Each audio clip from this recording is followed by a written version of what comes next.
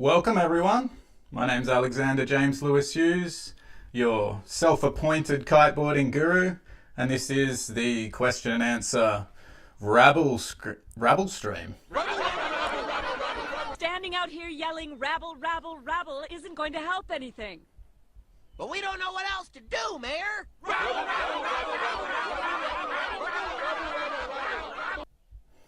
Well, that's about as far as I've thought. Banter over here, guys. Didn't get real far, did I? A couple of minutes in. Yeah, I guess people are probably wondering why I even started this thing. What's the point of doing a live for kiteboarding question and answers? And I guess the thing was, I was on Facebook and I read this article that said if you want to get big on YouTube, you have to do live stream. That's the way to make the most money. So here I am, guys, just trying to get rich on doing live streams. Yeah, so let's hope it pans out, hey? Let's hope for the best. Old Gil, yeah, send me some money. PayPal, info@hotmail.com. Cheers. All right, tonight's show, we're going to run through a couple of key topics that you might have seen in the description. First one being, is Aluula a con?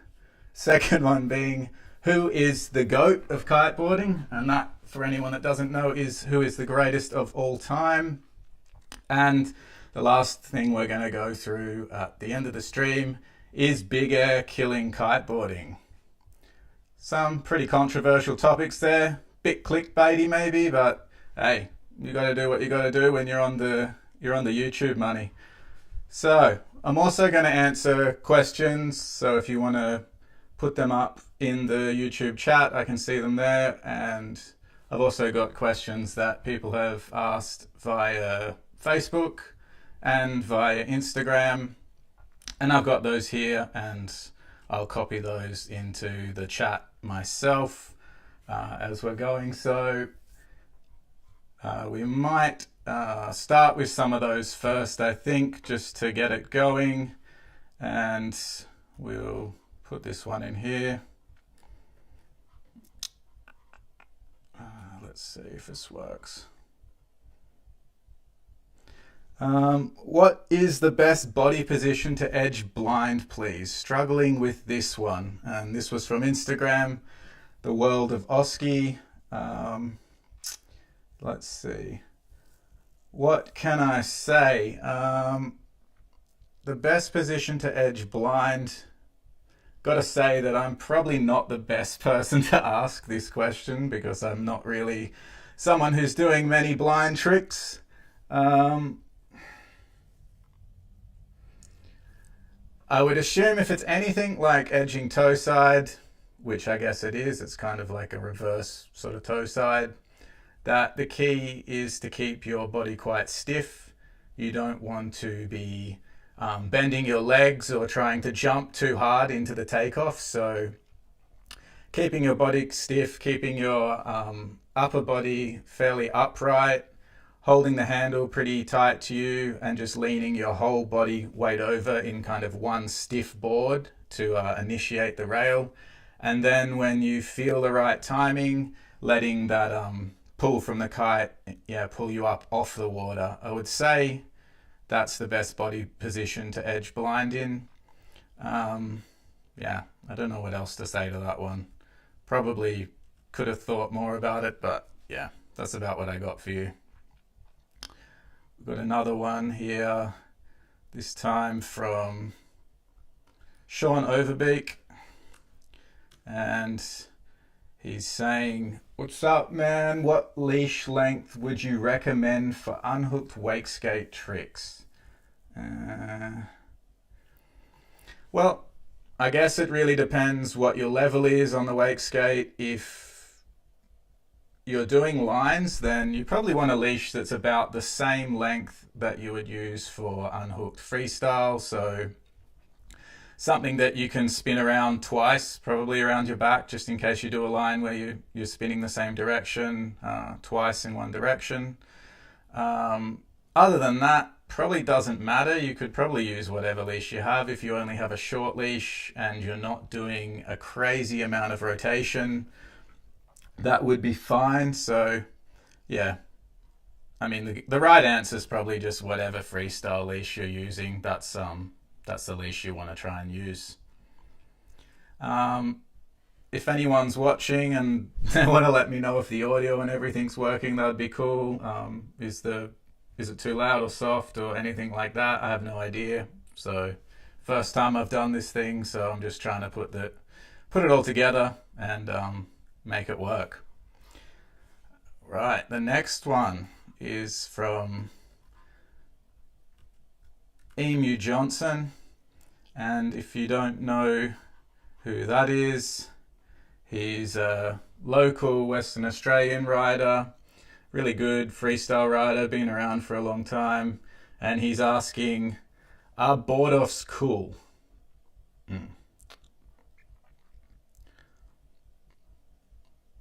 Look, I don't want to say anything's uncool because I think it really depends what you're doing, how you're doing it. I would say you're going to have a harder time doing a board off, making it look good, but that's not to say that you can't do something good with a board off. I'm sure there's lots of cool things you could do with a board off. When I got into kiteboarding, one of my favorite things people were doing was like a tic-tac board off, where they're grabbing a tindy on the tail and whipping it around their hand and putting it back on. And that was mainly because it was a trick that I saw people doing on a vert ramp with a skateboard. So that really appealed to me. I'm sure there's lots of board off tricks you could do actually that look good. What I don't think looks good with board offs is grabbing it by a massive handle. I just don't think a handle makes any sense being on a board. It doesn't look good.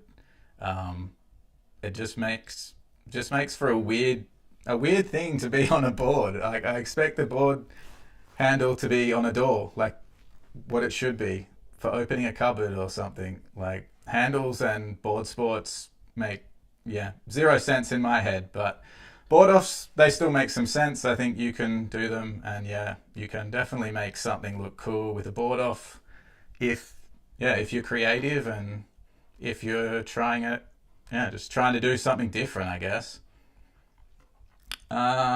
Let's see, the next one we've got here is from Ewan Jaspin says the bants are flowing. Thank you, buddy. Appreciate all the support. If you'd like to donate, that's inco@hotmail.com. So next question, which was also, most of these questions came from Instagram. A couple of them came from Facebook. So Arthur Stahl asks, what harness would you recommend using for freestyle and your thoughts on hard shells? Arthur, I've got a really good video that goes through all of this stuff, and you can check it out on YouTube. So let's check it out.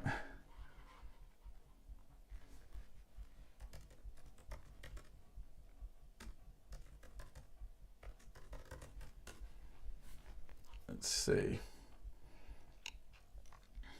Well, go to my channel for one, and this video here, I'm just going to mute it because you don't need to know any of this. This video here, hard shell versus soft shell versus hybrid, pro insight. This is a good one to check because in this video I go through all the things that I think about soft shells and hard shells, and also these new style of harnesses, which are the hybrid shell. And I'll just go to there because for me, that's probably the most relevant information. So like this one here, the light, right engine light, this is the harness that I always ride now. I was riding soft shells still a little bit, but now I've pretty much just switched to this. And I'm riding this in a medium. I'm a 33-inch waist and I'm about 6'2", tall, weigh about 85 kilos. So yeah, light harness. The hybrid is what I recommend people. I think it's a really good in-between. It's going to give you the benefits of hard shell, but with most of the benefits of a soft shell as well. My thoughts on hard shells, this is really tough because people really like hard shells. Standing out here yelling rabble, rabble, rabble isn't going to help anything. But we don't know what else to do, Mayor! Yeah, well, they really like hard shells, don't they? It's a rabble topic. I just don't really like hard shells, I'm going to say it. I think they're uncomfortable. I don't really find them enjoyable to ride. If I was only tacking back and forward and that's all I'd ever did kiteboarding, I'd say, yeah, a hard shell would be nice. Maybe if I did just more straight up bigger, maybe I would really enjoy a hard shell then. I don't do a lot of bigger only, so possibly I'm not the right guy for a hard shell. Yeah, I think the hybrid shell is the way to go, or the soft shell. If you want to really get the most mobility, you want your harness to be able to slide around when you're wave riding, I think soft shell's a good option. And honestly, the soft shell's going to be the cheapest and the easiest to find. So probably talked too long about this, but yeah, hybrid shell's the way to go if you got the money. If you don't have the money, it's fine. Just cop a soft shell. You don't need to spend crazy money on a hard shell harness if you don't specifically know that that's exactly what you want. We've got a few other questions coming through here. Alex Mendel asks on the stream, comparing kiteboarding to snowboarding, why is the younger generation of KBers just trying to be fast and get airtime instead of learning something like a 180 or a 360? I guess what you're saying here, or what you're asking, is why young kiters just trying to do big jumps and they're not trying to do, handle pass 180 or 360. I'm going to assume that's what you're saying. And I guess, I don't know, let's think. I think a lot of the reason that might be is because we see a big uptake of people kiting that don't often do other board sports. Well, that's my take on it. We see a lot of people that see kiteboarding in the media, they see the jumps and the loops, they see it at the beach, they see people jumping and looping because that's, the easiest thing that most people do when they learn to do a jump, and then they just go from there and they're stoked to do jumps and loops, I guess. I don't know. 180 and 360 takes a while to do. I guess it took me a good, it didn't take me that long. 2 years, 3 years of kiteboarding before I could do a proper backside or frontside 360 unhooked. So yeah, I guess takes time. I think doing a straight up jump's easier. So that's my opinion of why you see more of that versus 180 or a 360. James Ropener, the homie. Anyone who doesn't know the homie, Ropener's a straight up legend. He's a Hood River local, one of the kind of guys you'll meet if you. I'm not gonna put him out there that he's gonna solve all your problems, but yeah, generally if you've got a problem and homie's around, he probably help fix it. So yeah, shout out to homie. Big fan. Should there be a short line kiteboard contest? I think homie's talking about kite loops because he's already contacted me about this. And he would like to see a short line. Well, they're calling it super loop, but man, shouldn't after mega be giga? It's the giga loop contest, right? That's That's what I think. So shouldn't there be a short line kite loop contest is what Homie's asking. And I would say, yeah, I'd be down for that. I'd definitely watch it. I think that's something that interests me. Whether it's just people hucking and almost dying, or whether it's just seeing some really psycho kite loops, I've always been a big fan of that. From back in the day when you saw all those old videos like 10-4 and Jeff Tobias, Bertrand Fleury doing like crazy psycho loops that they had absolutely no chance of landing, that definitely interests me. So I would say, yeah, I'm surprised there isn't a short line kite loop contest already. Boys, Camden Kellett, he's probably one of my favorite short line loopers. There's obviously Jason as well, just out there hucking. Why haven't you made a short line kite loop contest yet, boys? It's up to you. I can't do everything. Alrighty, Ewan Jaspin in the stream. If you don't know Ewan, I don't know what rock you're living under, but yeah, one of the better kiteboarders of, I don't know if this is my generation, but of kiteboarding in general, I guess. So a well-rounded athlete and someone that likes to take on new opportunities. Why do you think hybrid style kites such as Dash, Dice, GTS Enduro, Pulse, RPM, etc. have not been successful recently? That's a good question. Well, I don't know if they've not been successful. I have to take your word for that because I'm not working at the brand, so I'm taking it. Ewan's got some insider information that these kites aren't doing too well. Well, Dash doesn't even exist, does it, Ewan? Dice. Dice. Jesus, man.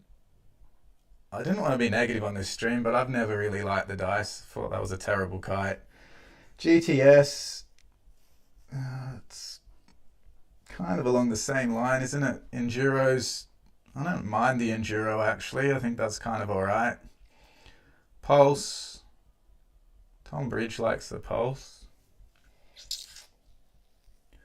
Here, I'm going to say this. Kites sales in general is driven by a lot of hype. People generally don't upgrade their gear unless they need new stuff. So I think we've also seen, from what I've heard from a few different people in Australia, we've seen quite a downward trend in the sale of wave kites. And I think that's because of a similar thing to why we've seen a downward trend in these hybrid style kites that you're listing, because people already have that gear. Once they have that gear, they don't need to get new kites or this new equipment every single year. If their kite's still good and it's 3 years old, they're going to keep riding the same gear. And I think added to that is the situation we're in right now. We're in this kind of economic downturn, or people are scared of a financial crisis. And when stuff like that's happening, people just aren't spending money. So I think with Big Air kind of having a lot of hype and a lot of new equipment coming out for Big Air that's definitely better than the stuff was before, people are hyped to buy that equipment, and yeah, that's just driving sales. So we're seeing we have been seeing a lot of sales of that kind of higher aspect, better jumping kites lately, but wait a little bit. People might all have that gear already, and they might not want to buy any new equipment like this for the next season. So yeah, it's just going in cycles, and it's you can't really play that much into it. I don't think that means any of those kites you listed are a bad kite or not suitable for people. It just means right now they're not selling. So yeah, that's my answer. Ewan Jaspin says, hard shell, good for Big Air, but very restrictive for other disciplines. Very much agree there. Carolina says, depends what back issues you have. Hard shell is good for my back. And she's right. in that video that I showed you just before, I go into, for some people, a hard shell might be the best option. It might help the curve of their spine. It might push it in a direction that makes it feel good. And for other people, it might make their back feel worse, or just push it in a way that they don't like. I know lots of people, okay, not lots, I know several people that don't like how a hard shell feels on their back because it's pushing in a bit of a strange way. Ewan Jaspin says, short line wakeskate contest. I think that would be a really bad idea. Wakeskate's already hard enough. Adding short lines to the situation makes things about 10 times worse. So maybe just for fun, that could be a good idea. Got another question from Homie. Maybe addition to the King of the Air, King of the Year. I mean, he means air, right? King of the Air, short line discipline, or a whole separate contest. King of the Air has some hype, so you could play off that. That wouldn't be the worst situation, but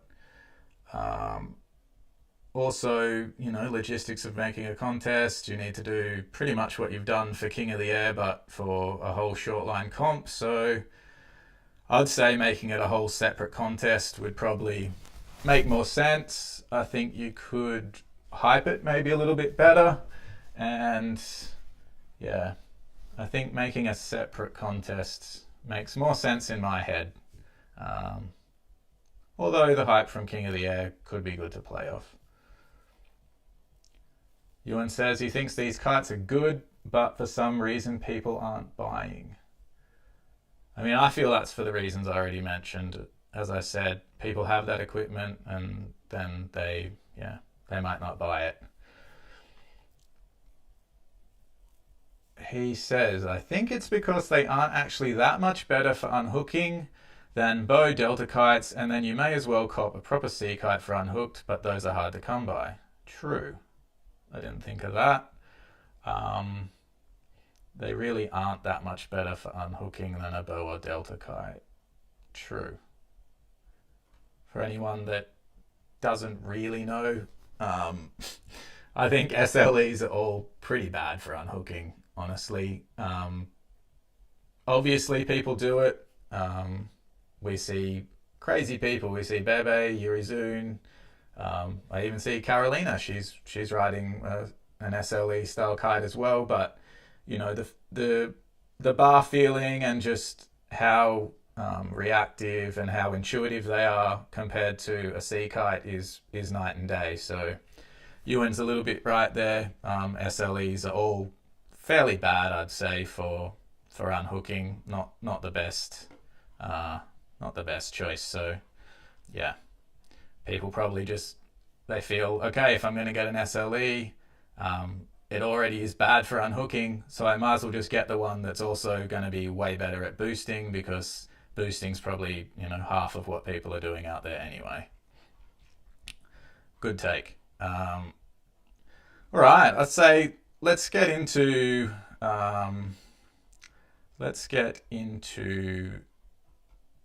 the main part of the show, and I think we're going to start off with who's the GOAT.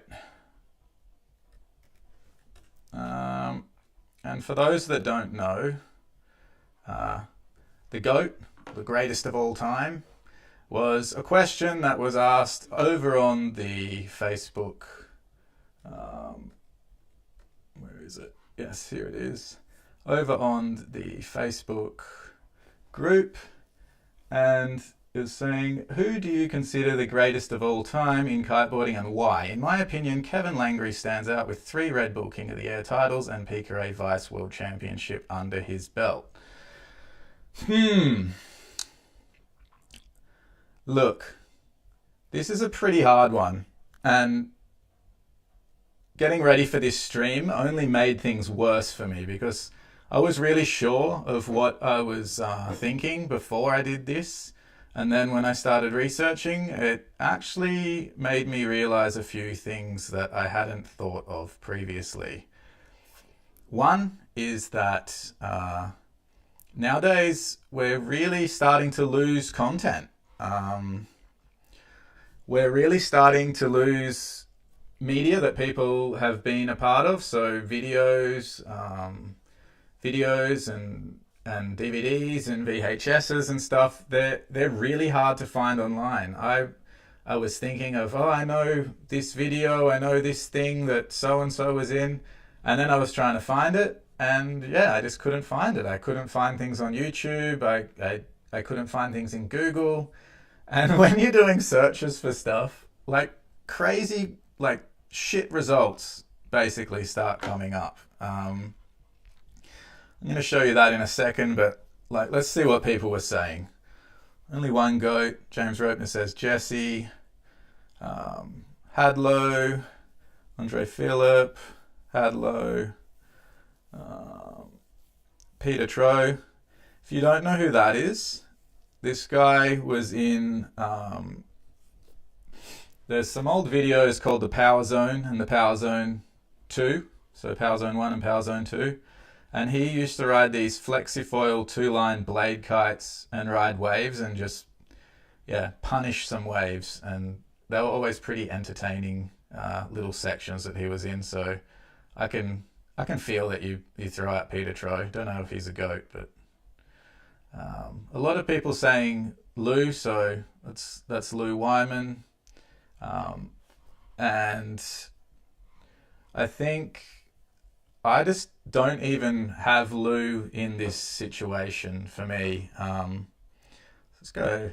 Lou Wyman, for anyone that doesn't know, he's the godfather of wake style and freestyle kiteboarding, basically. Like, you watch, unfortunately, if you watch the history of kiteboarding videos that I've seen, they mention a lot of people. They mention Robbie Nash, they mention Flash Austin and a few other people on Hawaii, but they don't really delve that deeply into Lou Wyman, and I don't think they really give him the credit that he's due. He really did a lot of the tricks first, and he did them really, really well, and he did them way, way, way before anyone else was doing them. Like, he was doing back mobs, slim chance, KGB, and that was in like 2001 on 2-line kites with heavy ass bindings, busted boards. And if you've ever ridden any of that equipment, it really, really sucked. It wasn't good at all. And the stuff that he did on that equipment was crazy. So for me, yeah, if you really want to break it down, I guess he probably is the GOAT. But I'm not even going to consider Lou in the GOAT situation. For me, he's beyond that. He's like the God. He's not the GOAT, he's the God. But yeah. We go back into this little Facebook thing, some other people mentioning Yannick. He broke the boundaries and created a new style of big air. Don't think that's the GOAT. Nick Jacobson, he jumped from this building. Okay. Kevin is the showman who entertained everyone. Hadlow. So, I mean, we scroll through, the main two people I feel that people are bringing up is Hadlow and Lou Wyman. Hadlow, Lou Wyman, and Andre Phillip gets brought up a bit as well.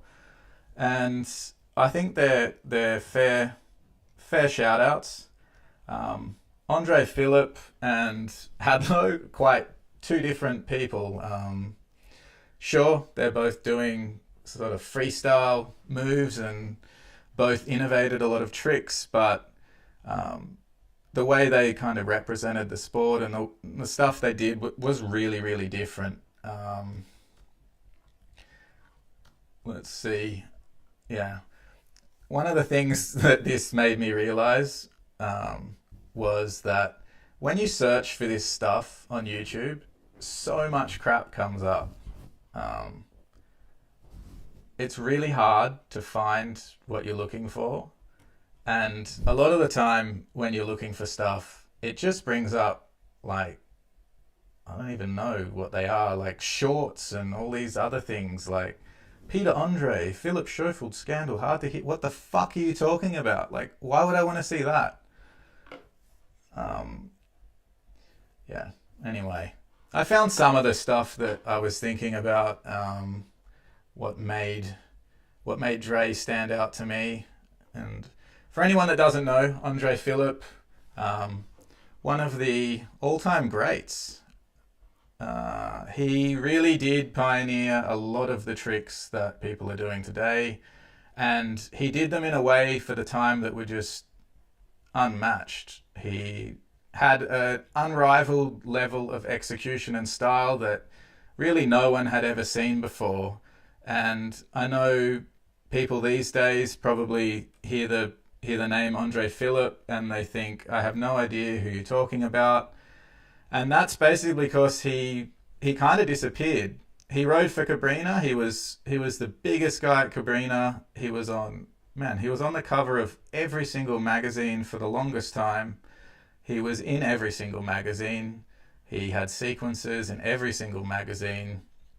And he was just like, he was the hype. When I was a kid and when we were learning tricks and when we were trying to, come up and make videos and stuff ourselves, that's basically all we watched. Like, Dre was the god to us, and we tried to kind of replicate and follow everything he did, because what he did was just so clean and so stylish. And yeah, you can't put it into words. You say this now and people are like, yeah man, you loved him, whatever, but it was crazy. There was a time where that's just all you saw. He was the cover of everything. There was magazines then, and magazines were big, and there wasn't much online media. You really had to do digging. There was DVDs, and he had, for anyone that doesn't know, there's a movie called Autofocus, and I'll bring it up here. This was one of the biggest, there's Dre. This was one of the biggest DVDs to release. The hype for this before it released, the trailer, I probably watched the trailer like 1,000 times. And then when this released, it was almost anticlimactic because the trailer just hyped everyone so much that the movie didn't seem as hype as the trailer was. But in retrospect, the movie is still really, really good. And for the time, the writing is crazy, especially Dre. Dre really, really stood out in this movie. And this is before the time of zeeching. This is like before people understood about getting their board teed up properly on rails. Everything Dre did just looked good. And that was what really was sold to like my generation. The whole kind of Australian kiteboarding movement was spearheaded from this guy's writing principles, which was basically just make everything look good. Doesn't matter what you're doing, just make sure it looks good. So yeah, that was really really what I guess his philosophy was. And this movie, I've seen it a million times. It had some epic parts. Like, Dre was just launching off this kicker and going massive. That's not Dre, but like, look, he's flying. Boom. Like, people just weren't doing this stuff back then, and Dre was doing it, in my opinion, way, way, way better than anyone else at the time. If you haven't seen this movie, there's also a really cool wave kicker section that everyone liked. Cabaret. Yeah. It's also crazy to me, were these videos this low quality? 360p? Did I actually watch this like this? Like, obviously I watched it on DVD. It must have been better than 360p, but these just look really, really, really busted now. And did someone upload it in this? I don't really understand. Like, all these old videos seem to be only in 360p now. Is that something that YouTube's done to old uploads? Like, I don't know. Well, this isn't even an old upload. 7 years ago. There's one part on God, I'm rambling. There's one part that really everyone saw a lot, and I think it was this, and it was just called kiteboarding, and at the time that was probably the only video called kiteboarding on YouTube. 17 years ago, 739k views. This was the video that people showed people when they didn't know what kiteboarding was. You just told them, hey, go on YouTube, check out this video called kiteboarding. It was Andre Phillip, blasting massive, doing, look, backlip, gap, backlip. Doing some stuff for the time that was severely hype. Front the blind. Those rails are so crazy. No one builds rails like that anymore. Anyway, I think we've gone enough over this. Andre Phillip was crazy. I said there's two options. There's Aaron Hadlow, and obviously people in the chat saying Hadlow, but depends on what year you started. Yeah, Ewan Jaspin says Hadlow. Alex Mendel says Hadlow, but depends what year you started kiteboarding and what discipline you're into. True. This guy says maybe Jesse. He does it all. Drea reminds me of the times of Kitescoop. Correct. For anyone that doesn't know, Kitescoop was an online forum. And a forum, for anyone that doesn't know, well, we're really going into it, is a chat board where you can ask questions and post videos and basically rabble and banter like what we're doing here. Kitescoop was the first one that really pushed something else in kiteboarding other than just the mainstream view of doing jumps and loops. It was all about riding boots and doing freestyle and wake style and riding rails. So yeah, a big part of that was Andre Phillip. He helped create the site Kitescoop. So it's no longer with us. You can't see it anymore, unfortunately. I wish you could, but yeah, you can't. So all right, Aaron Hadlow. And luckily for us, Aaron Hadlow has done a much better job than Andre Phillip as cataloging his most of his videos, because if you just go onto his YouTube page, you can scroll through and everything's pretty much there. And it made me relive some of his earlier videos. I went back and thought, oh hey, what's this invent and revolve and all these ones that I fondly remember watching at the time. Well, I don't want that. Be quiet. But it also made me realize something else, that a lot of these videos didn't have as many innovative tricks in them as I thought. Like they had a lot of good riding. Hadlow for the time was doing a lot of stuff super clean and super well, and doing new tricks that other people hadn't do, but it really wasn't to the degree that I thought it was when I was thinking back. So it shows that my memory isn't quite that good, is it? Because I couldn't remember exactly what he did in all these videos anymore, and a lot of it, yeah, just wasn't as I thought it was. The things I remembered about the video with like this crazy editing and the what was his name? Andy Gordon, yeah. Andy Gordon's videos were still correct. They're edited super well, especially for the time. The editing level is insane. Like, it's another world. No one had this level of After Effects and editing back then.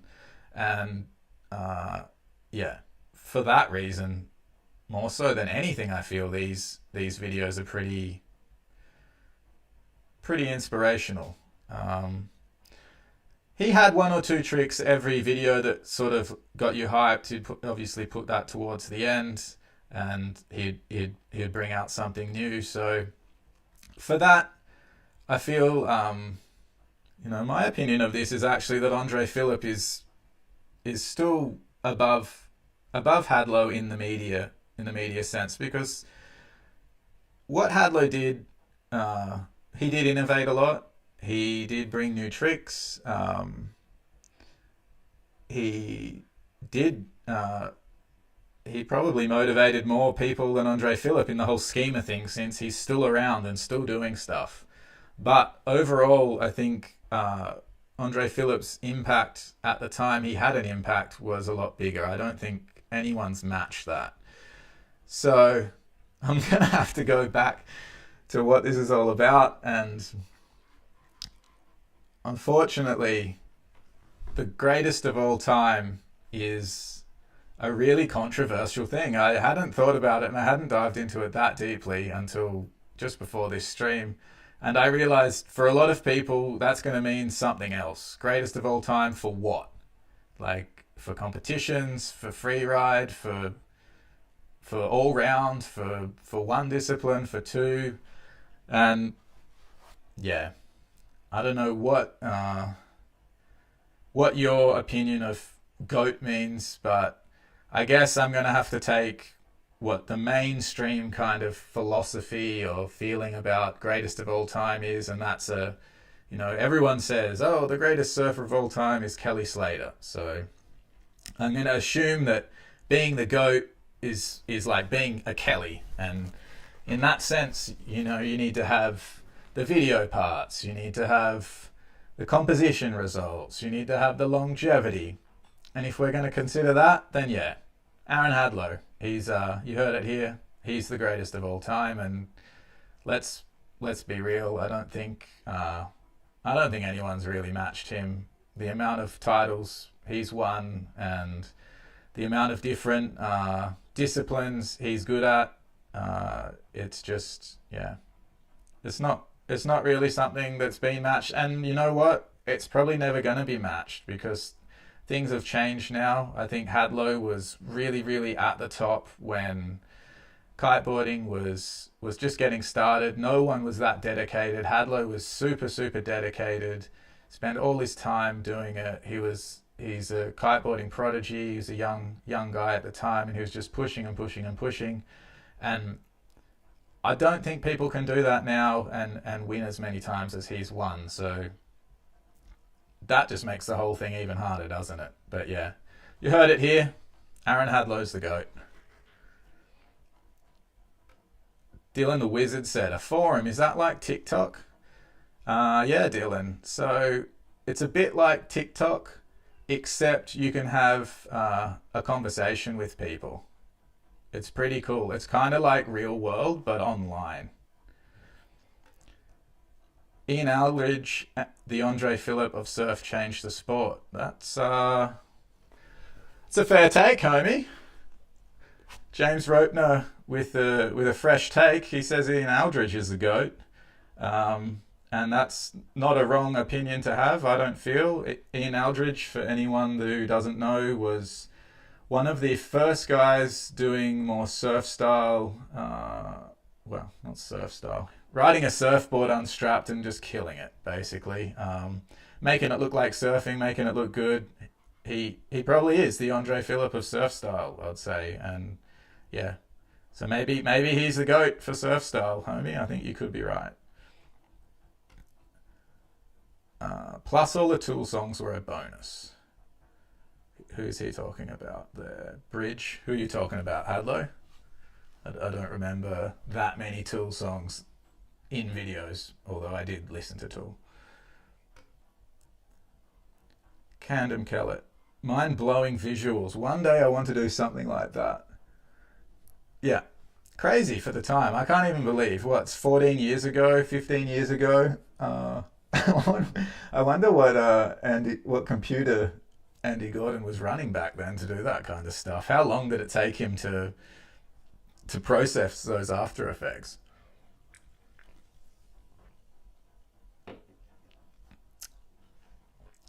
Dylan the Wizard. What happened to all the OG surf guys? Seems like they dropped off the radar. Shit. Alright, Dylan, this is what happened to all the OG surf guys. Kiteboarding stopped sponsoring surf riders. That's what happened, and now they're gone. That's it. No, there's no conspiracy or there's no there's nothing hard about it. Yeah, basically just the industry stopped supporting the core surf guys. They wanted to see strapless freestyle, dangling around, spinning your board, jumping back on it, and riding a wave at the same time. So, I mean, Ian Aldridge was... Man, he's not really a strapless freestyler. He does jumps, really fucking big jumps, and big back rolls and shit that looks good, but he's not a strapless freestyler at all. So I can see that not going down too well with brands. I can remember a time when people were telling me, well, I guess I can say Toby Bromwich, for example, who's a photographer for Duotone, was telling me, man, you just need to concentrate on strapless surf riding. You're really good at it. Like, if you just do strapless surf riding, you can get a better sponsorship and get paid and whatever. And like, literally, if I'd done that, I wouldn't even be sponsored now. So yeah, that's what happened to surf guys. They're gone. There's no comps for it either. All the comps are surf mixed with freestyle, which I fucking hate. Like, someone just do a surf comp so people can go in it and ride surfboards and ride waves. They don't need to do jumps on their surfboards. And no disrespect to the guys that are doing strapless freestyle, like Airton, one of the best kiteboarders in the world. James Carew, also one of the best kiteboarders in the world. They're killing it, and I actually enjoy some of the shit they do, but at the same time, to be mixed with surf and freestyle, it just, like, you're alienating so many people that could go in a surf contest and like riding waves, but they're not going to go in there because they don't want to learn all those freestyle tricks. Like, I can do a tiny bit of strapless freestyle, but I'm like not at all dedicated to learning any of that stuff, and I wouldn't learn it good enough to go in a comp, but I'd probably go in a surf comp. Ewan says, Andy Gordon used tool a lot. True. Doesn't ring a bell that much for me, but that's not surprising. As I said, I completely forgot half of what was in those videos, so yeah. Can we get Andy Gordon on the stream? Well, this is the first stream I've ever done, so I'm surprised we even have me on the stream, but I'm sure in the future we can get people on the stream. That could be fun. Bridge says up. Oh, yeah, he's talking about tool. James Rope, not only for surf discipline. Yeah. So, yeah. Look, I'm going to go back to the Instagram questions. We're going to answer a few more of those because there's quite a few that we got in a line here. Got one from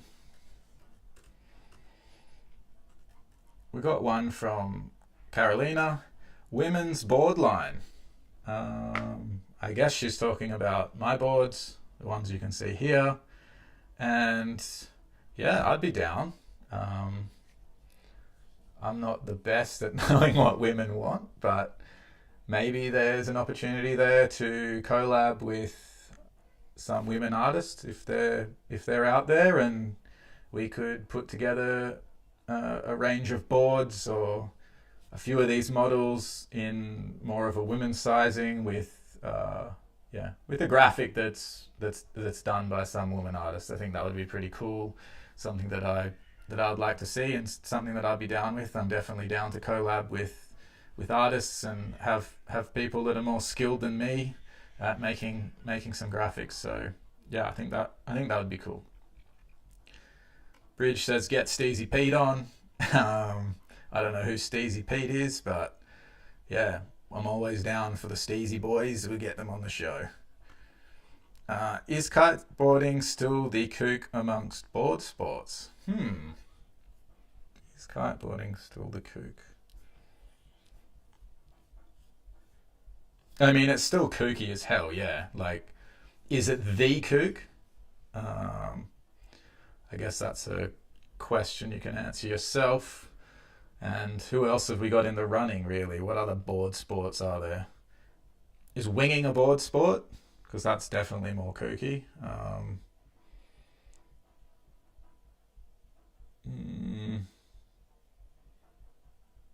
Is like supping a board sport? Like, I don't know, how deep are we going here with what's actually a board sport? Look, let's just say kiteboarding's still kooky as hell, yeah. It's the rollerblading of the sea, for sure. There's not even two questions about that. So, yeah, it's still kooky as hell. Let's go back. I'm going to answer a few more questions.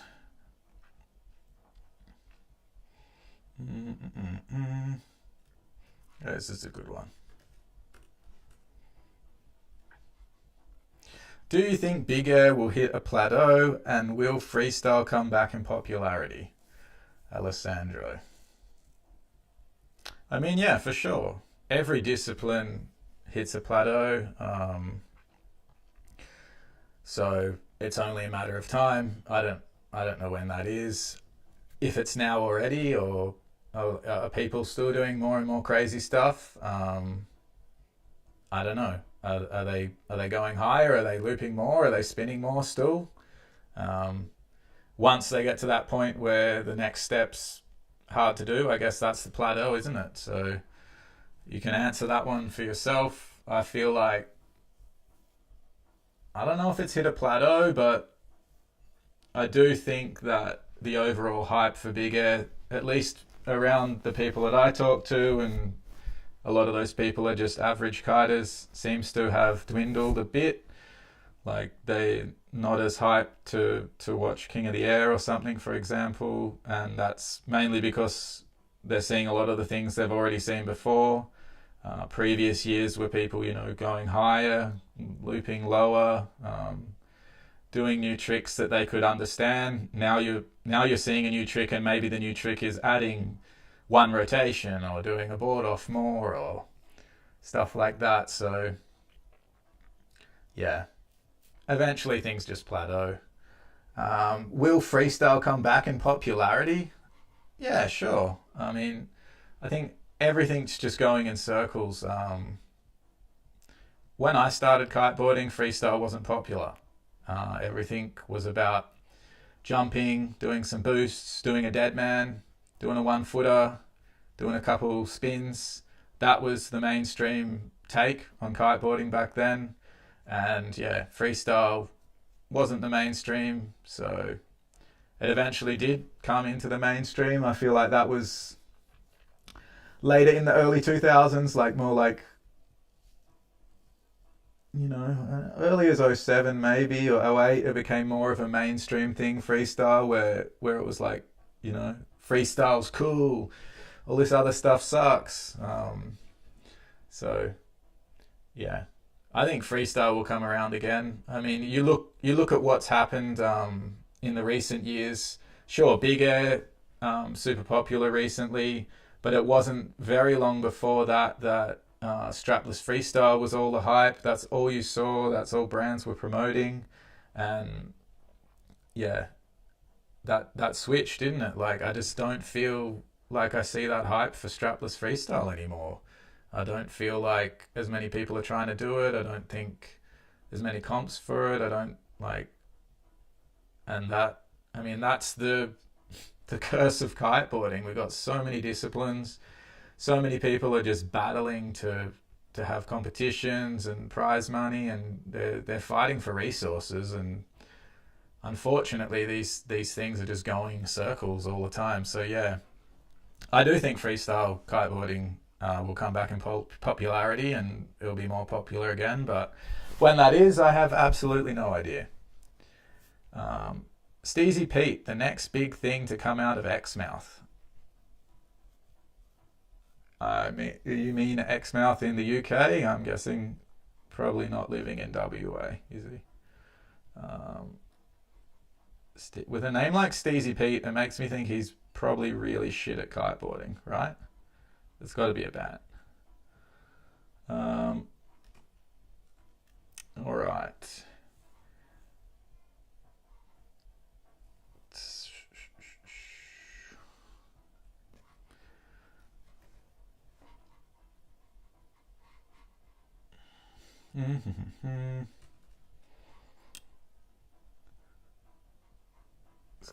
Question from Michael. Amp V2 or Vegas? I have no experience with pure 5-line C shapes. Does Amp V2 really work that well on 4-line? How does it work for unhooked in general? Comparison to Vegas. Thanks. Well, this is a bad question to ask me. I've never been a huge fan of the Vegas personally. I just don't like it. It feels like an old school kite to me. Maybe the new one's different, but I've mentioned this to someone recently that I don't like the Vegas, and I told them the one that I rode, which was from several years ago, and they said, well, the new one's exactly the same as that. So I guess, yeah, I don't like the Vegas, so obviously I'm going to tell you, ride an amp. He says he has no experience with pure 5-line C shapes. So look, this is another thing. If you've never ridden a 5-line kite or a C shape, then riding a Vegas from whatever else you've been riding is going to be bad. Like, you're probably just not going to like it. I don't think it's going to feel good if you've been on an SLE kite that has like good D power and range and everything. It's going to feel bad. An Amp V2 has a lot of range. It's an easy kite to ride still. It's more similar to an Enduro or something like this. So yeah, an amp is going to be similar to what you've been riding. Does it work that well on 4 lines? Yeah, it works fine on 4 lines. Obviously, the most performance you're going to get is on 5 lines. That's basically always going to be the case for unhooking. You want to ride 5 lines. Don't ride 4 lines if you don't have to. How well does it work for unhooked in general? I mean, it's the best thing in Ozone catalog. If you're going to unhook, buy an amp. That's it's not even a question. Comparison to Vegas, look, it's somewhere between like an enduro style kite and a strictly 5-line C like a Vegas. So if you put something in the middle there, that's kind of where the amp is. You've got the D power of a lot of the SLE kites, but with that intuitive, like direct feeling that an SLE style kite gives you. So yeah, that's about as good as I can do for that question.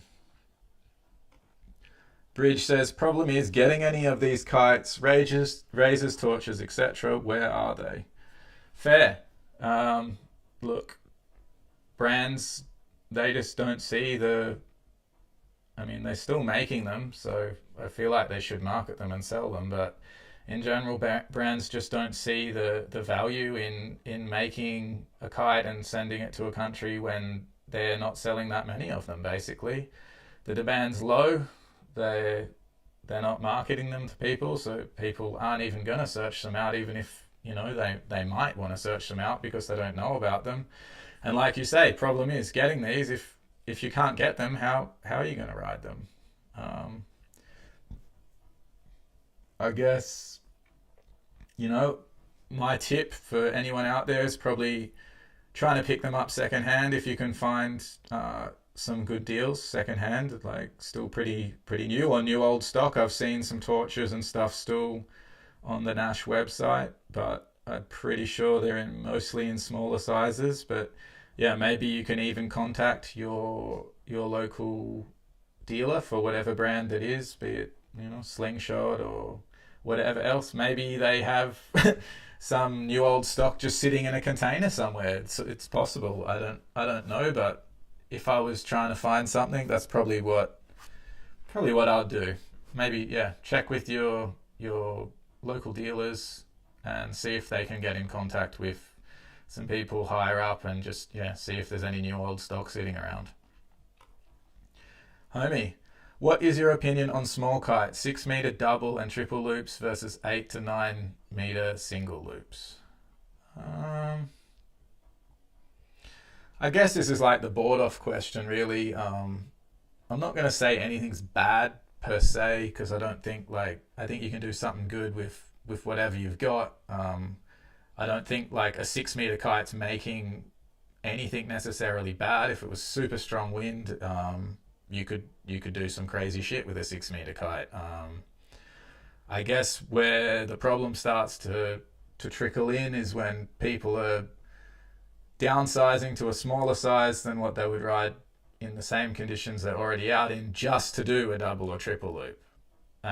So in that situation, my opinion is that it just looks pretty shitty. I don't know, like it's like a bad execution of a kite loop. If you're not like sending the kite low and it's not aggressive and like inspiring, I guess, then yeah, it's just my opinion is it's not that great. But that could be the same with anything, like any type of gear or whatever. If you're not doing something that looks good, or you're not doing it to the extreme, then that's it.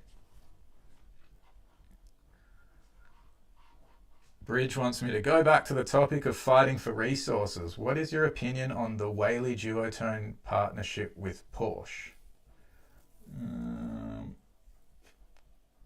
I mean, what kind of opinion am I meant to have on that? Is he getting money? Sweet. Like, is he tricking Porche into giving him lots of money? Sweet. Like, I don't know. What am I supposed to say about that?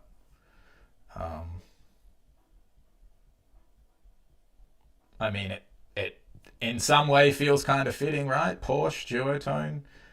People that buy Duotone are usually just buying Duotone because it's seen as that like top level thing. It has all the marketing everywhere. They sponsor a massive team of like some of the best riders in the world. Like, I guess, you know, Porche, Duotone, from a marketing standpoint, does actually make some sense. Right, I think we're going to go back to the questions that we've got for the stream tonight, and we're going to go into this one. It's a pretty controversial one, pretty clickbaity. Is Aluula a con? What do you reckon, guys? Is Aluula a con? Have you ridden the Aluula kites yet?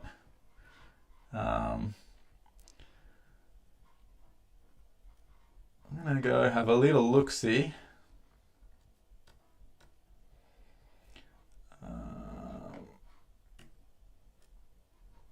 On the Aluula website, Win Sports. And look, Aluula's not just for kiting or winging. If you haven't had a look at this website, they're also doing aerospace stuff, outdoor sailing, airships. Airships, get me a fucking Aluula airship. How do you get... Whoa! That's sick. Is that Aluula? I don't think that's real, is it? Just looks like some... Revolutionizing stratospheric infrastructure with the next generation composite materials. Aluula airship materials combine the unmatched strength to weight performance of the Aluula Fusion core with the most UV resistant and durable films available. Wow. Yes. All right, back to Win Sports. Good. So yeah, we little scroll down, we can see that Aluula's starting to get pretty popular. We've got the Pivot, the Hypermodel, XR Pro, Ocean Rodeo, Duotone Evo. I think there's a couple models in the Duotone. For anyone that doesn't know, as far as I'm aware, it's either Aluula's owned by Ocean Rodeo or Aluula owns Ocean Rodeo. But yeah, they seem to be joined somehow. Obviously the first kites were Ocean Rodeo kites. And I thought maybe we should just take a little dive in to see what are these people saying about this Aluula stuff. If I'm going to decide whether it's a con or not, I need to see if they're putting some claims out there and conning us. What's Dylan say? Dylan says, I thought Aluula was supposed to revolutionize design because there is so much more that they can do with stiffer materials holding higher pressure, etc. Fair, Dylan, fair. That is probably my opinion of, well, we're you ruining it, man. supposed to be getting into that at the end of this. Carolina says, I would die for a C-shape in Aluula. It's a hot take. Maybe a bigger size I would be pretty happy with as well. Is Aluula a con though? Let's have a little look. Jesus. 8 meter kite. What's a 10 worth? Okay, so here's the first thing you want to notice about Aluula. The kites are really, really, really expensive. $3,000 US. So you want to really, really hope that these things are getting better. Now, this here is one of the most stupid things I see everywhere. I love these little, I don't even know what you call this, a bar chart. Is it a bar chart in a circle that tells you all the things that your kite can do? Like, how many bars does this even have? 1, 2, 3, 4, 5, 6, 7, 8, 9. Okay, it's at least out of 10. So, wow, 10 out of 10 for strapless, 9 out of 10 for surf, 8 out of 10 for free. How do they know these numbers? Like, 6 out of 10 for freestyle? Like, these things fucking stupid. Whoever does this, like... Anyway, I like that on this website, I really like that they give you the aspect ratio. So well done, Ocean Rodeo. And I also like that they give you the weight. So what do we got? 9 meter only weighs 2 kg. It's pretty damn light. And they're claiming that the wind range with a twin tip is 19 to 31, which is pretty conservative. I feel like so far, besides this silly pie chart, Ocean Rodeo is not conning me that much. 75 kg rider, okay.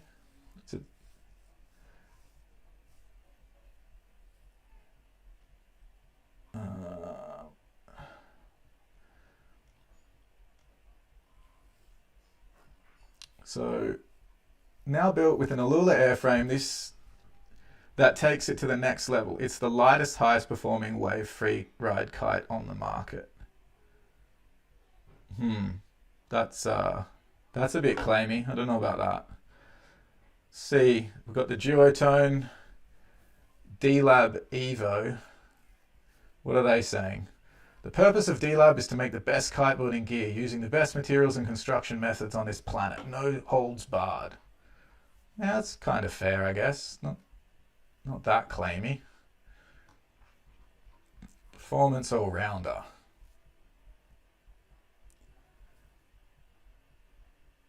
This is something I don't understand. Performance all-rounder.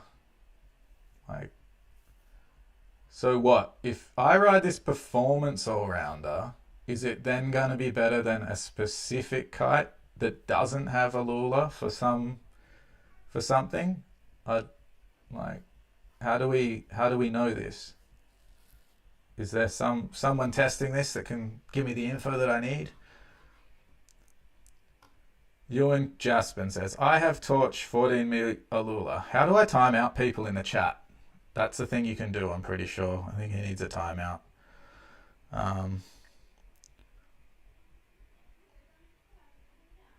Homie says, who's going to space in the blimp? I'd like to go to space in the blimp. Looks fucking sick. Alright, on to some specs. This Evo D-Lab. What, have you got weights for me? 9 meter. Whoa. Heavier. 2.327. So it's worse, right? Because Aluula is all about being lighter. So there you heard it here first. Ocean Rodeo Crave, better than 9 meter Evo because it's 0.327 kgs lighter. Yeah, than the Evo. Wow. Damn. Freestyle unhooked slack pop. I mean, what's that up at? 60% or something? That should be at 0. There's no fucking slack and pop in an Evo. That's definitely misleading. I think they're conning us here. All right, let's see what else we've got. Core XR Pro. I just want to say, I reckon Aluula yellow looks bad. I don't like the color. I think it looks grim. Is it people are hyped on it because it looks gold? Is that why they like this?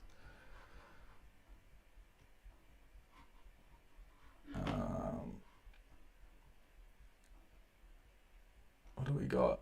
What do we got? What do we got? Alrighty, what are they saying? Well, no weights. 9 meter XR Pro. It's saying we can ride it in 13 to 33 knots. So they're saying that this kite has 10 knots more wind range than your Crave, your Ocean Rodeo Crave, 9 meter. That sounds, I don't know, that sounds like bullshit to me. What do you reckon, guys? 20 knot wind range compared to a 10 knot wind range from the other. They're doubling the wind range. You get twice the wind range. Price.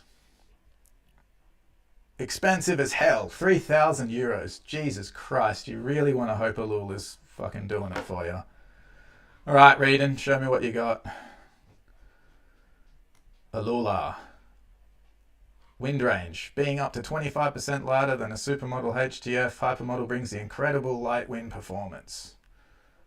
Fair. So they're saying 25% lighter.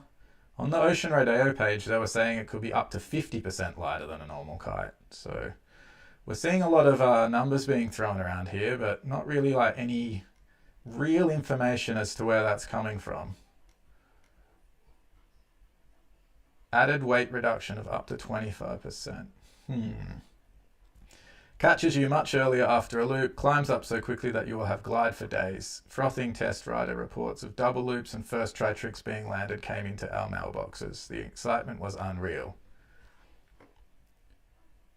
I feel that's not really overhyping. I had a little chat to Kevin in Hood River, and he was genuinely stoked about it. It wasn't for the stream. I wasn't doing any research, and yeah, he did feel it was a big step. So I think we're seeing around the same price. We're looking at about 3K for all these 12 meters. I'm guessing that's without a bar and lines. So yeah, you really want to buy one of these. What do we got? Last one on the list was the Naish Pivot. Can we see what price this is? 9. Contact for availability. Okay, so no price for us. Oh look, we can select the material.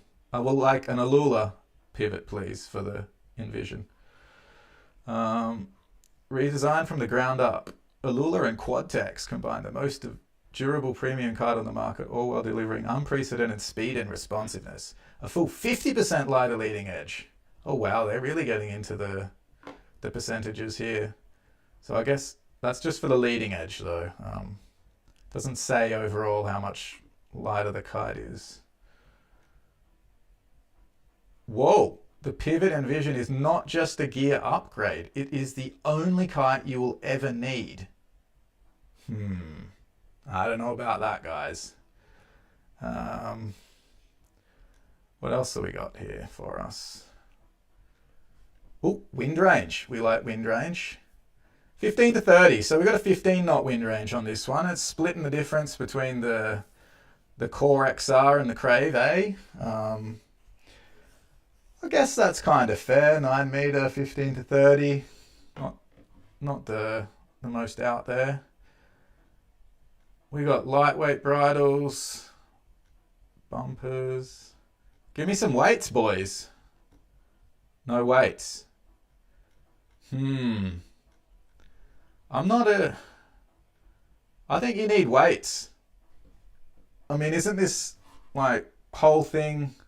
Isn't the whole thing about Aluula that it's super fucking light? Put the weights on the web page, huh? We need the weights. It says it's at the top. I see no weights.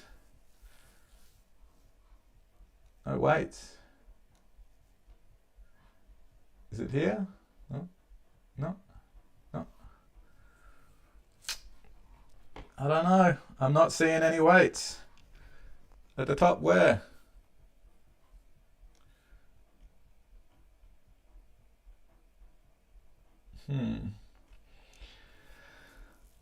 Anyway, so far seems like the Ocean Rodeo is the lightest, so does that mean it's the best? I also realised that Ozone doesn't have a Aluula kite yet, but I contacted, because I did some research for this live stream, I contacted Ozone directly and asked them, and they said they're releasing an Aluula kite soon, the Vortex, which has Aluula leading edge and struts, and it's for big air. So I think that was the kite that Jamie Overbeek was riding in the King of the Air. But that's not out yet, but I heard it is coming soon. We've got Ozone doing this thing though, which kind of made me interested, because it's this Ultra X, ultra light, ultra quick, ultra responsive, and ultra reliable. And I initially thought that this was their answer to Aluula, but you know, on question, they said they were releasing Aluula products as well. But this got me fairly interested, because it's lightweight. What are they saying? 20% of lighter Dacron, 17% lighter canopy material. One of the lightest pure wave kites on the market. What else? Yeah, so it's not doing the same thing. It's not Aluula. It's lighter weight canopy and lighter weight Dacron, basically. But one thing that did stand out to me was, I looked at this one before. Where did it go? Specifications. What's their wind range claiming? 9 meter. So they're saying you can do about 17 to 28 knots. That's fair. They're kind of in line with Ocean Rodeo. I feel like that's accurate. You know, around a 10 knot wind range seems reasonable. And look, this is kind of a good graph. They even have sweet spots. So here, you should ride it in here, and this is outside. Oh, look, dots. These guys are going for dots. How many is there? 10 dots. That's nice. But as I've said already, these charts are fucking bullshit. This needs to stop. This is just crap. 9 meter. Where's the weight? Weight, the top. 2.2. Hold on a second. Duotone Evo D Lab. 9 meter. 2.37. 2.327. So this Rio in Ultra X is actually lighter than an Aluula kite, 9 meter. Interesting stuff. Both 3 struts.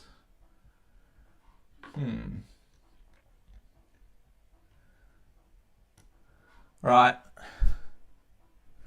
I guess that's enough fucking around on those those websites. Is Aluula a con? Kinda. My stance is kinda. Do you need Aluula? Definitely not.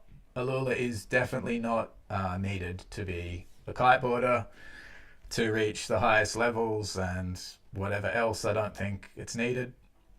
Maybe it's needed in big air. I'm not a big air specialist. I wouldn't know. I don't think that it should be needed though. My gut feeling tells me Aluula could be better, but I don't think it should be absolutely necessary that you have Aluula. I think Aluula is as expensive as Aluula. It's expensive as hell. Like, for that 3,000, you could probably buy 3 or 4 kites of really good second-hand quality. So I don't know. I guess you really want to have Aluula to buy an Aluula kite. That said, I've ridden Aluula. I've ridden the Pivot Envision in Aluula when I was on Maui, and it actually did make a difference. I went into the session hoping that fucking this thing is a piece of shit, so I don't have to tell people that Aluula's good and that they need to spend $3,000 on a kite. But I rode the 12-meter pivot in, I don't know, 15 knots or sub 15 knots, cross onshore wind, and I could go down the line super easy, smacking it, because the kite just drifted really, really good. It reminded me a lot of what riding Ozone Hyperlink kind of feels like, where you can just ride underneath the kite and it will keep going downwind with you. So Aluula definitely has benefits. I cannot deny that. Is it as much hype as what brands are giving it? Questionable. I don't think it's a con, but I'm not sure that it's that it's really the be all and end all of kites, let's put it that way. Something I'd like to see is like some other kites, like a bigger sea kite, for example, in Aluula, 15 meter in Aluula, 13 meter in Aluula, 11 meter in Aluula. Basically anything over 10 meter in a sea kite in Aluula, I think there's benefits there. I think the smaller ones, it's not going to make as much difference, and I just don't think it's needed. And the only other thing I worry about is like the durability. I know that from knowing people that repair kites, that have kite repair shops, they were saying to me that they do quite a lot of repairs on Aluula. So yeah, I don't know how that would play out if I was riding Aluula, but yeah, something to keep in mind. Is Aluula a con? Maybe. Carolina says 9-meter slingshot UFO is lighter as well, and that is true. 9-meter UFO strutless, definitely going to be lighter than most of those kites we looked at, probably. Ewan Jasper says gold equals rich. I thought that's what it was. He also says reason Ocean Rodeo is lighter is because they own the material, so they can reinforce with super expensive materials which other brands would have to pay a lot of money for. Interesting. Yeah, they were the first that brought out the Aluula kites, and I think the Rome, was the Rome first? I don't know. I think the Rome was, the wave kite was one of the first that got Aluula. And it's something good that Ewan brings up. When you're building with Aluula, then you need to do more reinforcement than you otherwise would need to do with other materials. So just having Aluula does make a kite lighter, but then you need to reinforce more, so it's adding a little bit of weight there again. I think where Aluula is bringing a lot of benefits is in the way you can make a leading edge thinner and stiffer and design around that. So designing new kites with Aluula in mind makes a lot of sense to me, rather than releasing designs that are already available just in Aluula. He said the price is on the Naish page at the top. Okay, that makes more sense. James Ropener says, should have stock weight versus Aluula on the site, comparison for every size. Totally agree. Like, if you're selling this stuff and you're charging $3,000 for it, simply saying it's lighter by even a percentage, it's not really helping. Like, techie people, they want to know how much lighter, and they want to know how much each of the kites are weighing. Like, if I was spending that money, I'd definitely want that information. And we saw, like, a couple of those people, I think, Duotone, Ocean Rodeo, Ozone, they all had the weights on there. So, I mean, that would be a selling point for me if I was looking at all these websites, for sure. See Aluula rant, done and dusted, I think. I'm going to go back into a few more of the Instagram questions. We've got a few more to run through.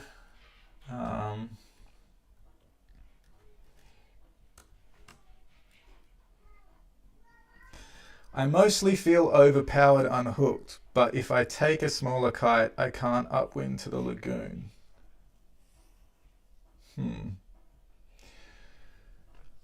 Look, I'm going to state the obvious here. Not sure if if you're trolling me or not, but you want to just ride unhooked for a small amount of the time. So when I'm setting up for a trick, you want to ride as fast as you can. You want to bear off the wind a little bit and unhook.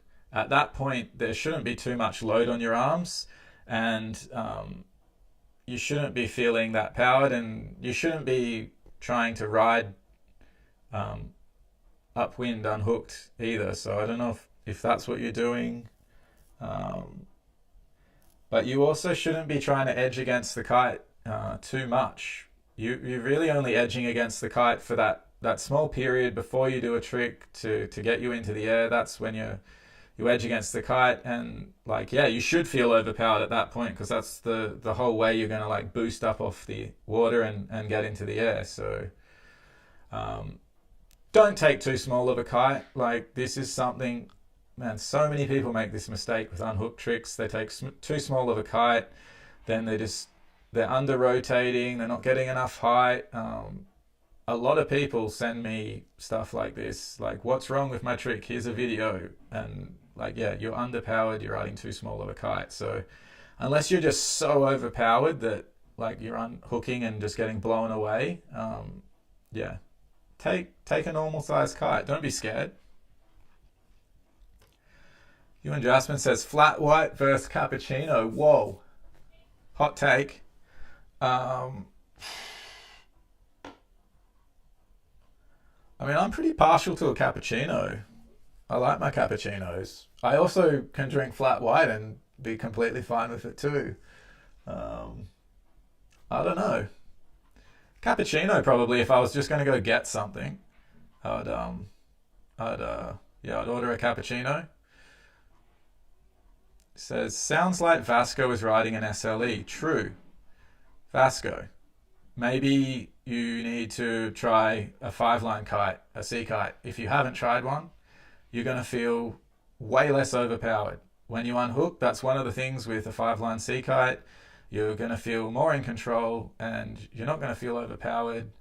You're going to feel a similar amount of power from when you're hooked in to when you're unhooked. That's one attribute of riding a 5-line sea kite that's really noticeable. Yeah. So yeah, try a sea kite if you haven't tried one, Vasco. This is a good lead-in question to this next one. How many Naish Torches have you saved? Well, I haven't been on Naish very long. I've been on the brand. This is coming into the 3rd season, so I've saved pretty much none. The ones I'm riding now are pretty busted because I'm just slamming them and riding them, and yeah, I don't have any other ones. So I've saved 0, pretty much. Zero Naish Torches.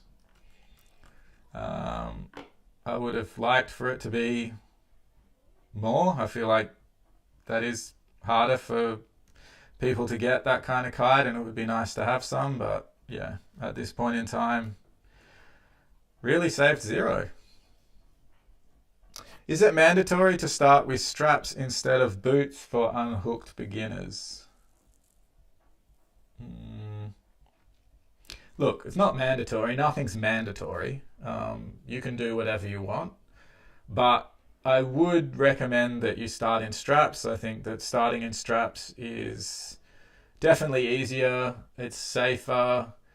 You slam, you're going to come out of the straps. You're going to be able to try tricks and not be so scared. That said, if you're a wakeboarder, if you're a snowboarder, straps might feel really bad to you. You might have really bad board control in straps. You might want to just learn to go back and forward, and then as soon as you start trying to do tricks, put boots on because you're used to boots. That's a fair take as well. I don't see a problem with that. But in general, I think if you are coming at kiteboarding and you haven't done other board sports, I'd say stick to straps.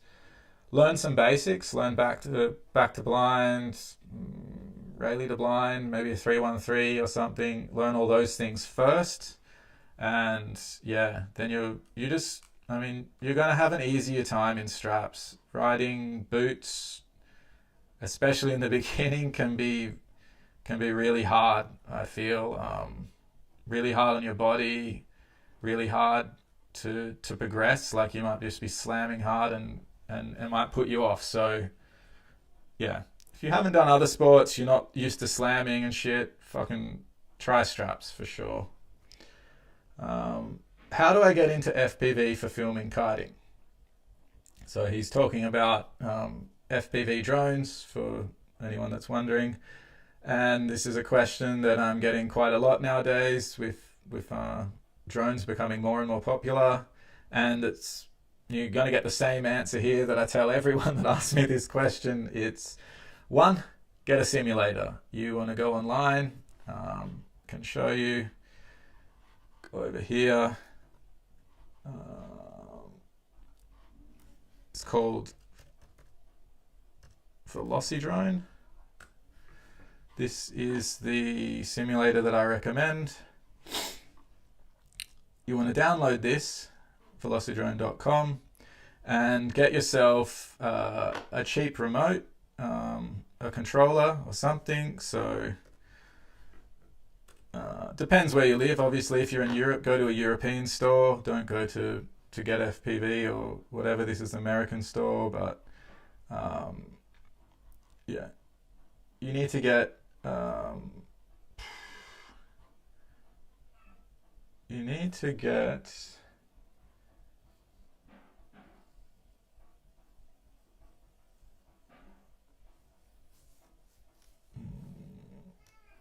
go away.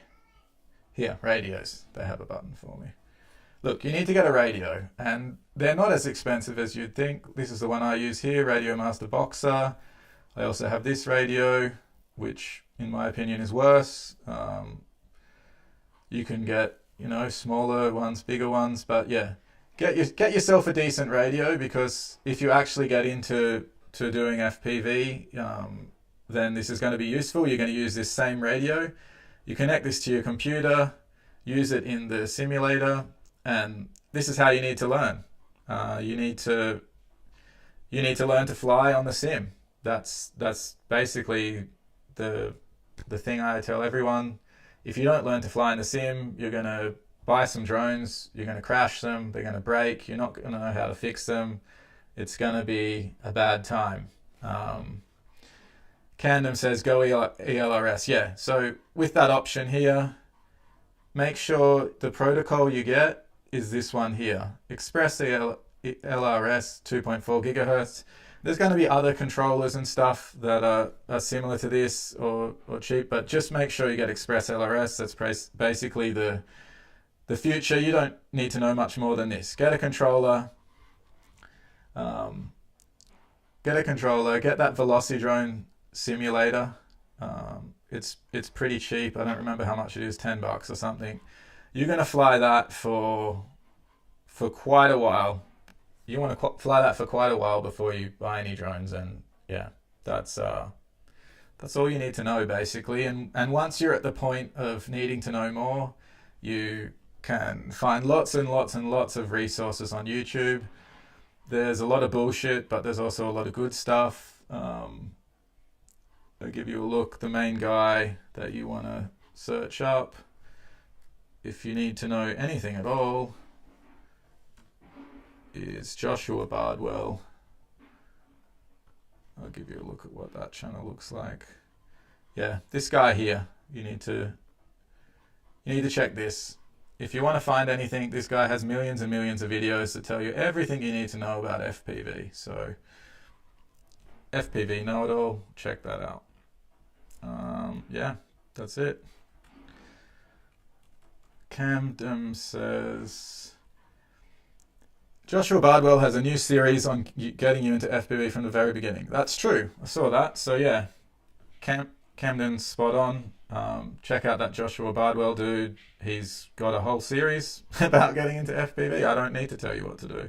He's going to tell you. Right, let's get back to trying to finish a few more of these off, the Instagram questions.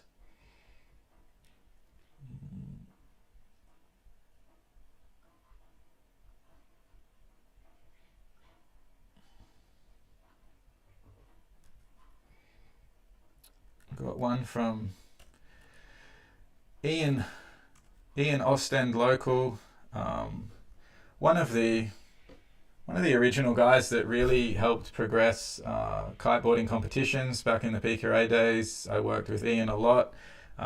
Big shout out to Ian. He's really responsible for a lot of the way the competitions are judged now, and the trick lists and everything like that. A really selfless guy in the scheme of our kiteboarding culture. He says, what is the NBD that you hope we all see in 2024? Good question.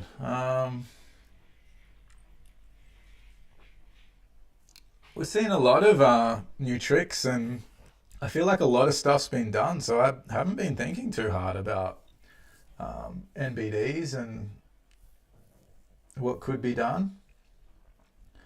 I've had a few random thoughts about different things that could be cool. I mean, I'd like to see someone do like back mob rewind, or like back mob to back one with I don't know, some cool kind of grab, maybe like a stale or seat belt or something. I think if you rewinded that in the right way, that could be, I don't know, that could be a pretty sick NBD. Yeah, I guess there's still lots of stuff people could do. It's fucking, you just have to think of it, right? Well, here's a good question. It's also from Camden Kellett, but he asked this one on Instagram. How do I find sick old kiting videos, movies? Look, I went through this at the start. It's really difficult. I don't actually know. The videos I have a lot on DVD still somewhere at home, VHS. And then that last guy that sent in a question, Ian, he's sent me quite a few DVDs and stuff, like rips, that I remember there used to be some kind of file sharing portal that had like a folder of old kiteboarding DVDs and movies and yeah, a lot of those things in kind of like, I don't know what it was though, some kind of media rip kind of thing. Maybe Ian would know. He's probably not watching, but maybe Ewan knows if he's watching. I can't quite remember, but there was definitely a place where someone was ripping those and uploading them, and you could download them. And besides that, they're just not on YouTube. I was searching for like Catalyst, the Cabrina movie with Dre in it. I was searching for, all the Cabrina movies aren't online, and I think it has a lot to do with music rights, actually, because yes, you can kind of upload whatever to YouTube now as long as you're not monetizing your channel, but at the same time, if it's promoting your brand and it's also a DVD that you were selling and you've just barged the music rights and you didn't pay any of those authors, I feel like the brands are probably not trying to get into any situations there. So I haven't seen any of the brands that were releasing videos uploading their old movies with bad with not paid for music. So I don't know where you can find that stuff. I wish it was easier. I would like to watch a lot of those old videos that I remember as well, but yeah, it's not really that easy.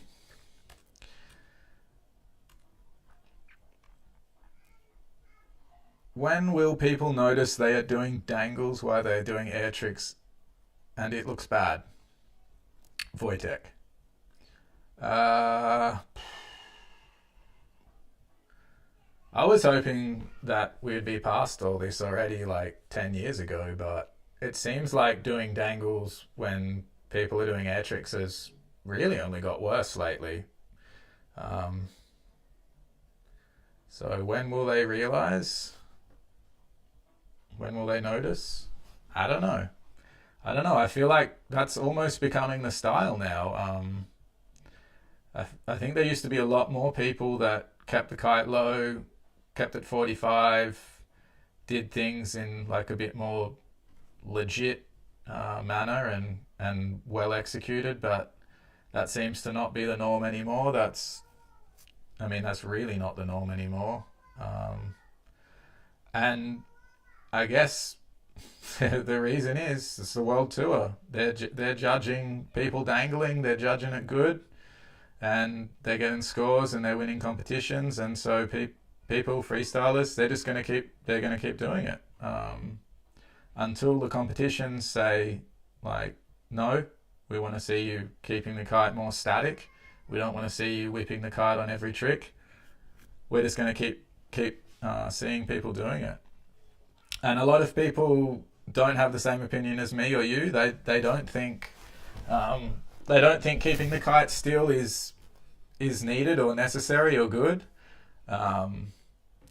They don't think that it's a needed thing. My opinion on why the kite should be more static and why it's actually good for the sport is it just makes the judging more fair. Right now, the judging in the competitions is terrible. Really, really bad. The last competition I watched was just so unfollowable, it was a joke. The scores were up and down for similar execution, similar tricks, and I mean, there was really no way. I'm someone who judged for like 15 years. I couldn't even follow the judging. So for me, keeping the kite static is as much about the trick looking good and being well executed as it is about making a standard platform that riders can be judged from, and it can be as fair as possible. There's far too many variables within kiteboarding to watch as a judge and to judge fairly. You've got to look at kite height, you've got to look at the rotation of the trick, you've got to look if the kite went up or went down at the start or the end, you've got to look at how high did they go, the distance they covered. This is just like, I've already mentioned 5 things, there's more than that. It's too many. Unless you are one of the best judges ever, and even then, you're not going to get that right. You're going to fuck it up for sure.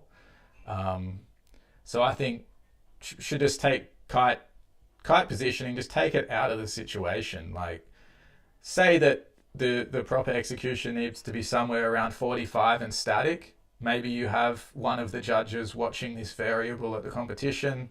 They can comment on this, and then the other judges that are judging everything else, they don't need to be watching the kite height. They, obviously they need to see. I mean, you should be able to see when something's completely dangled, but if they're focusing more on the rotation, on how far someone's flying, they're going to do a much better job at comparing tricks from heat to heat, or comparing tricks from the start of a heat to an end of a heat, and that's going to make things way, way, way better for freestyle. So until that happens, freestyle's pretty much fucked.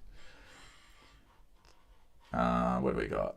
Ewan Jaspin says he likes this new short form content. Yeah, buddy. This is how we do it now. Just do some live streams and try and give people some information that I've learned. If you're watching this, I hope you're gaining some good information, and my 24 years of kiteboarding hasn't been for nothing. We're nearly getting to the end of the stream though, I think, so we did have one that was actually pretty funny. This question didn't come from Instagram or the chat. It came from Facebook, and it was the kiteboarding Facebook group. It says, should I wing or learn to kitefoil? Now, this was a pretty, most people were telling the guy that winging sucks, don't wing, but I thought it was a pretty good take. a lot of people had something to say about it in the Facebook kiteboarding group. And a lot of people said that the person was maybe going to have more fun winging because it would be more free and easygoing, and kind of agree with that a little bit. If you're bad at kite control and you're bad at kiteboarding, kite foiling probably going to suck.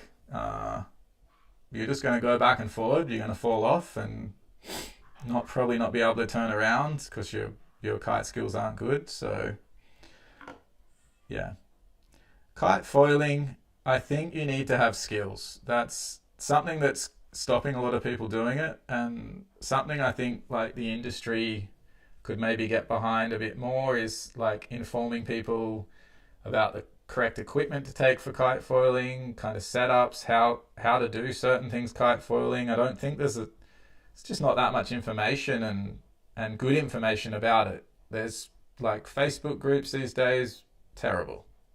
All the information that's in most Facebook groups is just crap. Like, it just doesn't make any sense, or it's someone that's been kiteboarding for like 2 years and they're trying to tell someone else that's starting to kiteboard what to do. Like, I think Facebook groups, unfortunately, have a lot of bad information. Ewan Jasmine says, thought on KPL schedule for the year, what events will you attend? Well, obviously I'm not in Argentina because I'm here in my room, but I might go to France. That could play into me going there. I could drive there in the van. So I hope to go to France.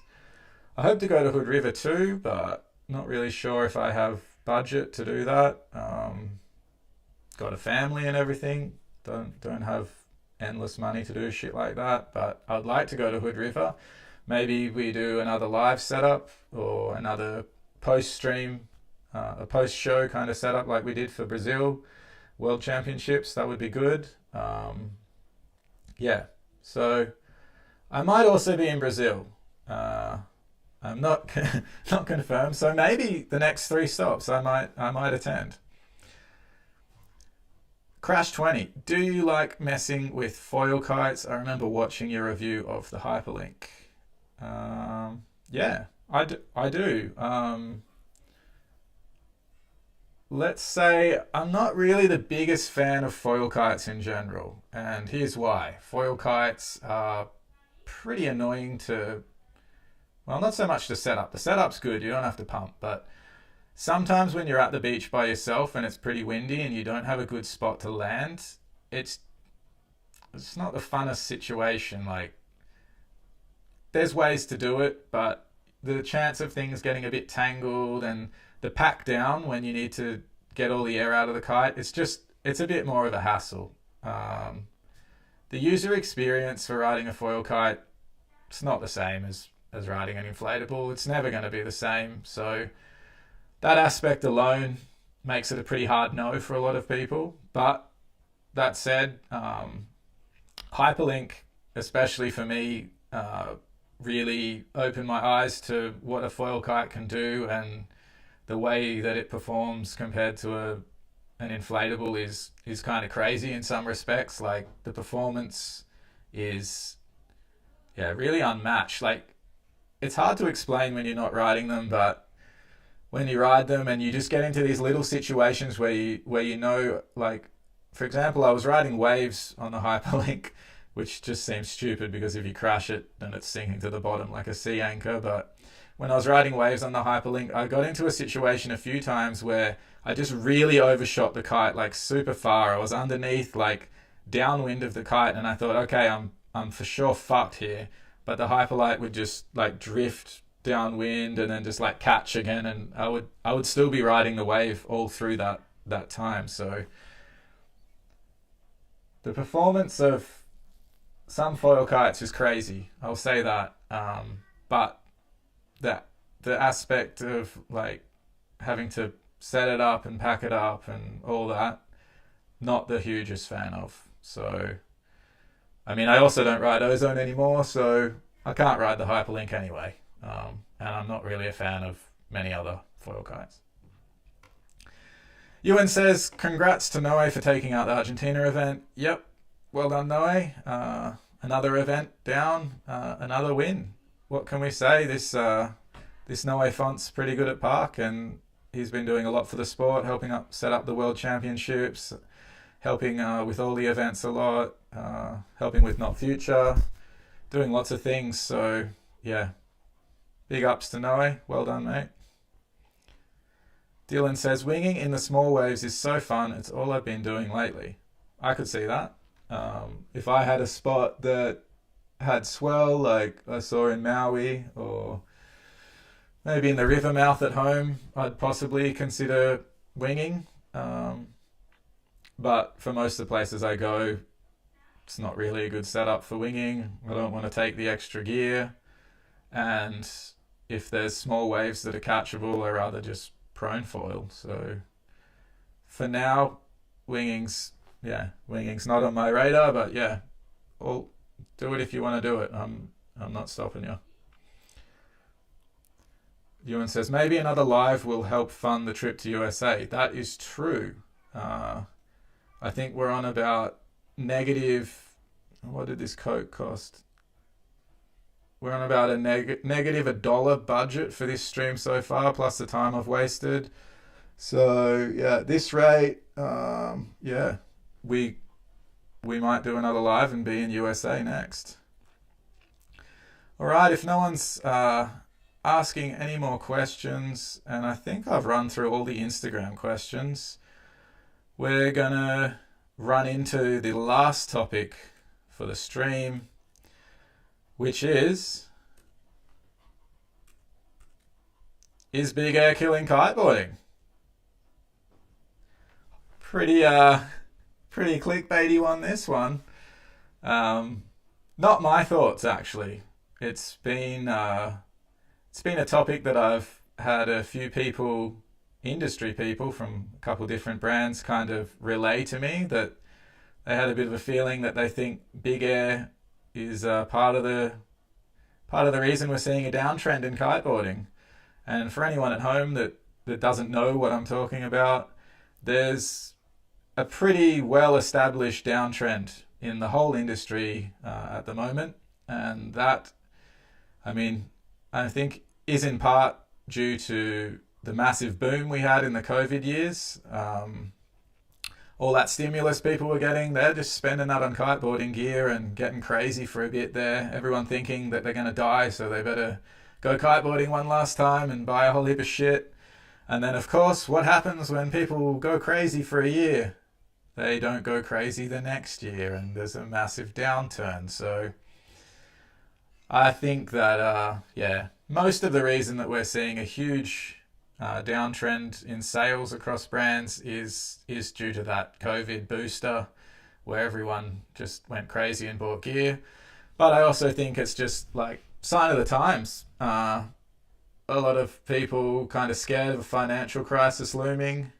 They don't really want to spend money, so what do you cut first? You cut, all those things that you don't really need to spend money on. Luxury items like kiteboarding equipment aren't really high on the list for a lot of people. And yeah, I've heard some pretty crazy reports. I'm not gonna mention any brands, but I've heard reports of a couple seasons worth of equipment just sitting in containers in China, not being sent to the brands that have ordered it, and the factories getting angry and contacting shops directly, trying to sell them all this equipment that's sitting in containers, and then the brands that are responsible for that equipment contacting the shops, telling them they're going to sue them if they buy this equipment direct and stuff like this. I'm seeing other brands doing buy one get one free sales with ridiculously low prices. I think overall across the industry we're definitely seeing a downturn. I've seen even a downturn in these boards that are pretty niche that I'm making. Not anywhere near as many people interested in buying boards as they were last year and the year before. And yeah, I think that's just, that's a sign of the times. I think more financial than anything, but maybe Big Air is playing into that a little bit. Brands are going super hard on Big Air. That's all they're promoting. And let's be honest, most people that kite, they can hardly turn around with any kind of stees or whatever. They basically can't jump. I don't think that Big Air is appealing to a lot of the people that are getting into kiting. I think that Big Air can be somewhat off-putting. We've seen it in kiteboarding before. I'm not going to name names, and I'm not going to name the brand or the kite, but there's a certain kite that released, and it was doing really well for a certain period of time, and then they started marketing it more as a Big Air kite looping kite and really extreme marketing, and the sales of that kite just fell off. And I'm pretty sure a big part of that was the marketing such an extreme vision for the gear. It just didn't appeal to your everyday kiteboarder. Your everyday kiteboarder's not going to go out there and do crazy kite loops and all this psycho stuff with their kites. So, maybe we're over radicalizing kiteboarding. Maybe, what the brands are doing with viral media and showing something that's so extreme that it's getting hyped and going, around the web. Maybe that's not actually helping some people get into the sport. Maybe that's really just, off-putting to them. I can't say for sure, this is pure conjecture, but yeah, it's possible. It's possible Big Air is partly responsible for some of the downturn of kiting. All right, Camden, last question here on the stream. Do you think kite construction quality will become less of a focus for brands in the future if money becomes tight? Creating more demand by making disposable gear.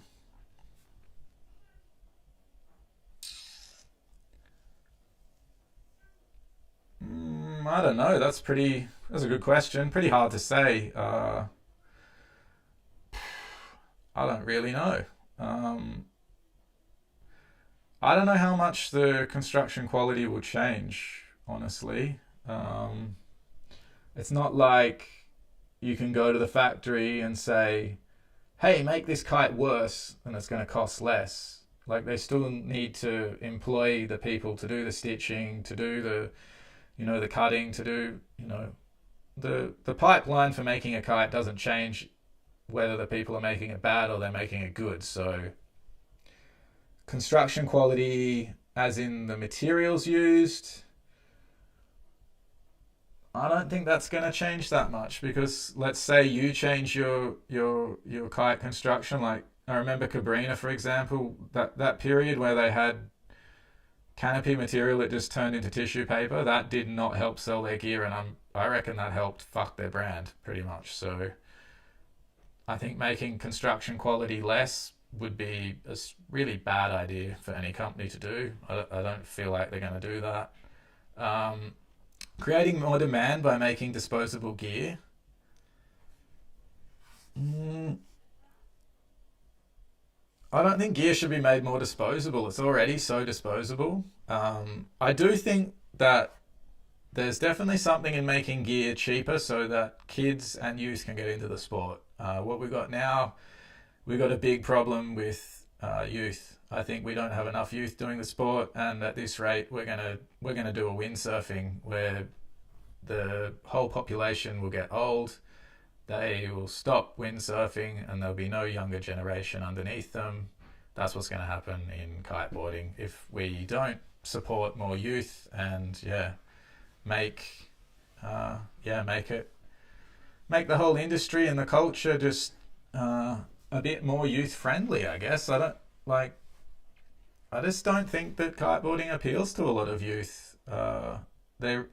They're not the people that are buying most of the equipment, so it does make sense to not cater to the youth 100%. But at the same time, if you don't get people into the sport, then the older people are going to die off, and something else is going to be the trend next. And we're just going to end up with people not kiteboarding. So yeah, I feel like we better we better start getting some more people into the sport. And that's Dylan. People asking questions. Man, this stream's fucking popular. I told you I was going to make money. Dylan says, that's what scares me a bit with the Aluula pushing the average price up even more. Touche, Dylan, touche. This is what I was saying to my contact at Ozone. I was saying I really didn't want Aluula to be hype because I didn't want something that was raising that price up to just some crazy level that kids can't afford and that be the new norm. If we're going to push shit up to a price like 3K a kite and you need that for competitions, like we're just raising that bar up and up and up. Like it's up, like it's already a rich kid sport. That's for sure. Like you need money, you need parents that can help you. And if we're making kites that cost 3K and your kid needs all that stuff, like, man, unless your parents are really into kiteboarding or they're really rich, they're not going to want you to do that. That's for sure. Camden says, I hope it doesn't go that way for profits. Specifically, budget gear, construction-wise, could be interesting, but it would need to be substantially cheaper. And my last thing I'm going to say about this is when I was working a long time back with a company called Catapult Kiteboarding, we looked at making gear for youth, for kids. We wanted to make like a 3-strut sea kite, really basic, really low panel count, really low seam count, because we thought, less stitching going to make it cheaper. But it turned out that the factory was charging just as much to make a simple kite as they were to make an expensive kite. So our whole plan there was foiled. Now, I don't know if that was just the situation we were in. Perhaps that was just our approach and our brand that didn't work at the time. But maybe someone else can revisit this, like making something that's got slightly less lifespan, but it's going to be considerably cheaper for youth to get into the sport. I feel like that is actually a good move. So if that's what you're saying, then I agree with you. I do think that something like that is needed for sure. And that's pretty much coming to the end of the stream. We've sat here for a good 2 hours now, and I've rabbled for way long enough for you guys.